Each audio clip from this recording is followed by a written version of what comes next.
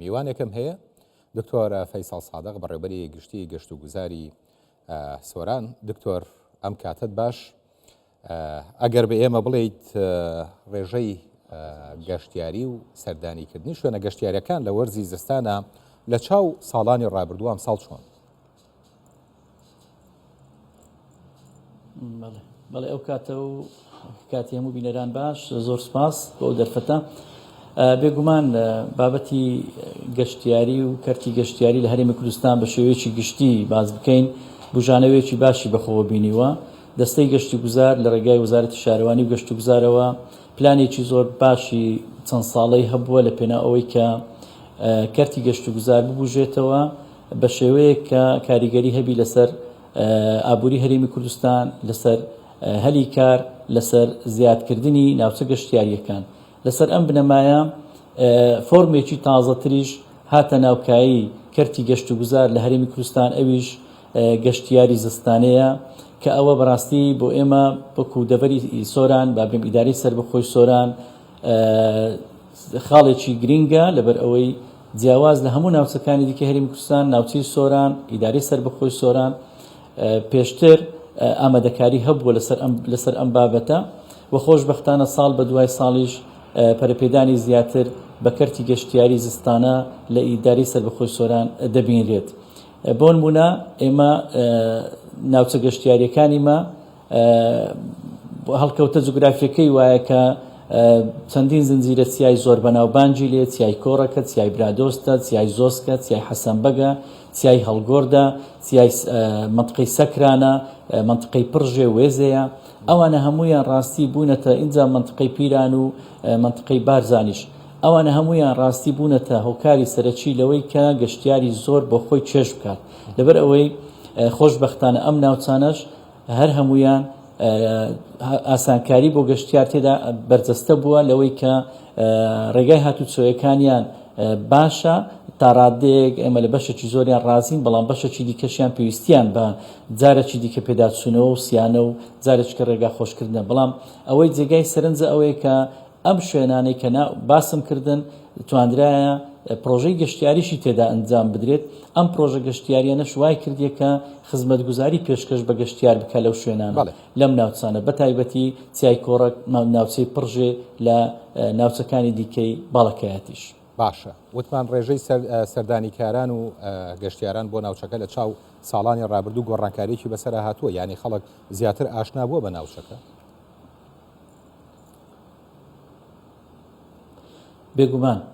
بێگومان ئێمە لەسەر ئەم بنەمایە ڕاستی بۆ ئەمەش ڕاستی زۆر هەنگاوی باشمان هاوێشتن. لەوانە ئێمە چەند ساڵاکی زستانەمان ئەنجامدان وەکو کەرتی گەشت و گوزار لە ڕێگای کۆمپانیەکان و کەرتی تایبەتیش. وەکو باسم کرد گەشتیار پێویستی بە خزمەت گوزاریە لە ڕووی سەلامەتی و لە ڕووی ئەمنیەتەوە. لە هەرێمی کوردستان خۆشبەختانە ئەمە زۆر باش فەراهەم بووە و ئێمە ڕاستی زۆر حەریصین لەسەر ئەوەی کە گەشتیار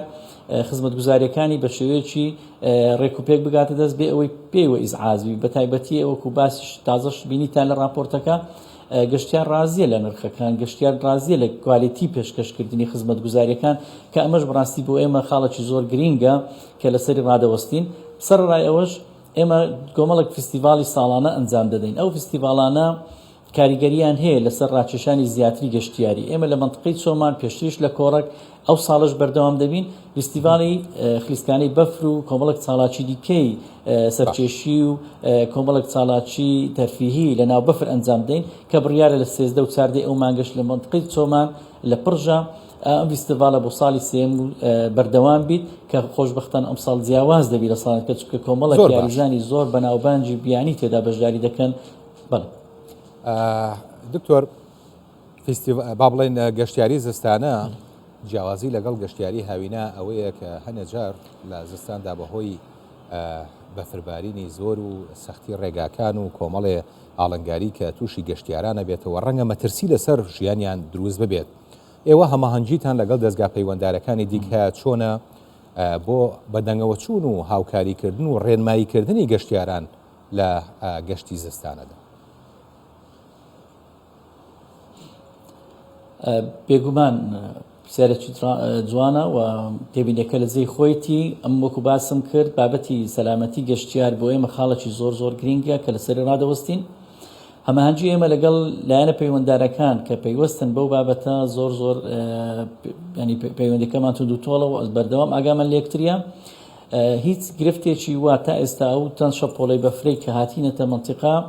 هیچ گرفتێکی وانە بۆ لە ڕێگاوبان و هیچ گرفتێکی مەسەلەن ئاسێبوون یان گیربوونی گەشتیاران لە ناو بەفر حاڵەتەکە ڕوونەدایە بە پێچەوانەوە تیمەکانی پاکردنەوەی ڕێگاوبان لە بەفر و تیمەکانی بەرگری شارستانی بە سوپاسەوە ڕاستی شەونخوونی دەکەن و زۆر ئەزیەت دەچێشن لە پێنە ئەوەی کە ڕێگاکان تووشی بربەست دەبن تەنها لە زینی وەرتی هەندێک جاران تووشی ئیشکال دەبین بڕاستی لەبەرەوەی شوێنەکە زۆر بەفرێکی زۆر دەگریت و عاسەیە بەڵام ئەویش هیچ ینی وای لێ نەهاتیە کە چەند سەعاتێک درێژە بچێشی داخستنی ڕێگاکان لێ سەلامەتی بالفعل سەلامەتی گەشتیاری بۆ مهمە و هەمانجی زۆر باشمان هەیە و یەکە ئیداریەکان قایمقامە بەڕێزەکان گرناحیەکان بەرگری شارستانی ئاوەدانکردنەوە ڕێگاوبان هەمویان ڕاستی لەگەڵ ئێمە هاوکار و هەماهەنگن کە هیچ گرفتێک بۆ گەشتیار دروست نەبێت لە بابەتی گەیشتن بە شوێنە گەشتیاریەکان بە تایبەتی ئەو شوێنانەی کە بەفردەیانگریت زۆر باشە لەسەر بابەتی شوێنە گەشتیاریەکان من وەڵام پرسیارێکم لا دروست بۆ دکتۆر ینی مەبەستمە وەڵامم بیتەوە چێ نرخ دیاریە کات لەو شوێنانە یعنی بەڕاستی وەیە بینرێت لە ناوچە جیاوازەکانە ئەگەر مڵکی تاکە کەسی بێت وەکو خانوویەک یان شوێنێکی دیاریکرا و یان باخچەیەک خەڵک خۆی کری لە سەرداناوە یان ئێوە بۆ پێتان وتون کە ئەم کرێیە لەو ڕادەیە بێت چونکە هەنە جار گلەیی لەوە هەیە کە نرخی ئەو شوێنانە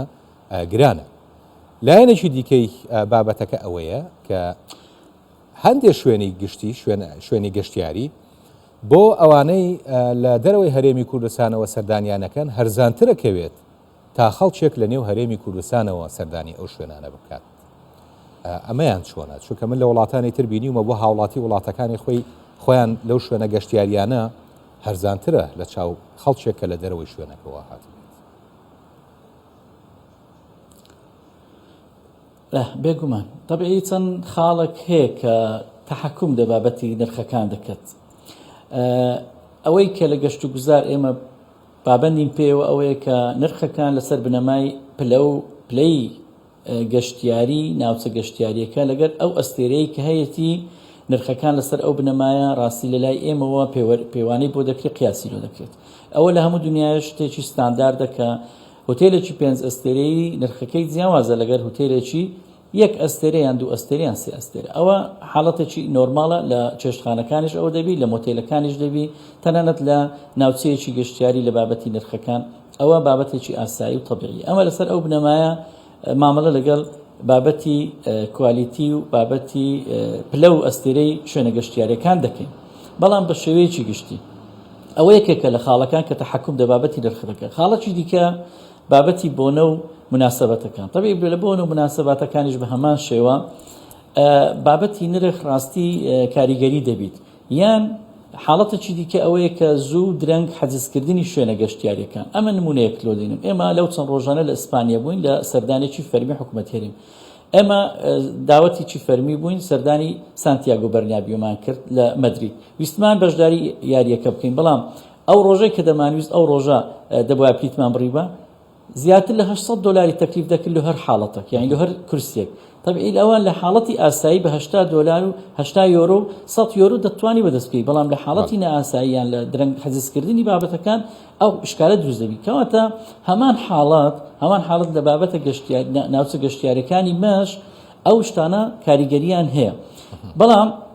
بە شێوەیەکی گشتی ئەمە دڵنیایی دەدەمە جەنابەت و گەشتیارانیش لێرە کۆنتترۆلێکی زۆر باشەیە ئەو ڕاستیش خەڵکی ئێرەش خەڵکی منطقەی ئیداری سربەخۆی سۆنا خەڵکێکی زۆر میوان دۆستن و هاوکارن لەگەڵ گەشتیاران ئێمە بە هەندێک ینی هەموو هەر ئەو لایەنە تەماشا نەکەین مەسەن لەو مونخانەیەکی گەشتیاری کە نرخەکەی 60-70 تا 100,000 دینار دەبیت جاری وهەیە لە 5 کەسە بەڵام 15 کەس دەچن عیلەیە کە دوو عیلە خوشک و برایەکەن یان دوو برانە دێن لەوانەیە تا 12-13 کەسیش بچن لە خانەکە ببینەوە کەواتە لەو حاڵەتانە دەبی ئەمەش ڕاچاو بکرێت یا نرخەکان خەڵکیش هاوکارە لەگەریان لە بابەتی خواردەمەنی و پێداویستەکانیش لە ناوچە گەشتیارەکان بەو شێوەیە نییە کە جیاوازی لە نرخەکان هەبیت. ئەو خەڵکی کە دەچی لە چۆمان دەمینیتەوە لەو خانی دەشمینتەوە نرخەکان لە بازار دەکریشتە کەلوپەلەکان ئەو کەلوپەلانەی کە لە بازار دەکری هەمان ئەو نرخەیە کە هاوڵاتیی ئاسایش پێی دەکرێت لە ڕوانزیش بە هەمان شێوە لە خەلیفانیش بە هەمان شێوە لە سۆرانیش بە هەمان شێوە کەواتە بابەتی نرخ ئەمە گوتم چەند حاڵەتەکەن بابەتی ئەستێرە وزائیدەن کاتەکە زوو درەنگ حەجزکردن وزائیدەن بۆ نەو مناسبەتەکان کە ئەوە شتێکی نۆرماڵە کە لە بۆ نەو مناسبەتەکان بەڵام بە شێوەیەکی گشتی نرخەکان لێرە و نرخی گونجاون و حاڵەتی نائاساییان نادروستش ڕوو بدات ئێمە بەڕاستی لیژنەکانمان چاودێری دەکەن و بە زووی دەگەنە حاڵەتەکان و حاڵەتیش هەبووە ئێمە پێبژاردن و غەڕامەی ئەو شوێنانەمان کردی ئەگەر زیادە ڕۆیان کردی لەگەڵ گەشتیارە. دکتۆر فەیساڵ سادق بەڕێوەبەری گشتی گەشت و گوزاری سۆران زۆر سپاس بۆ بەڕێست.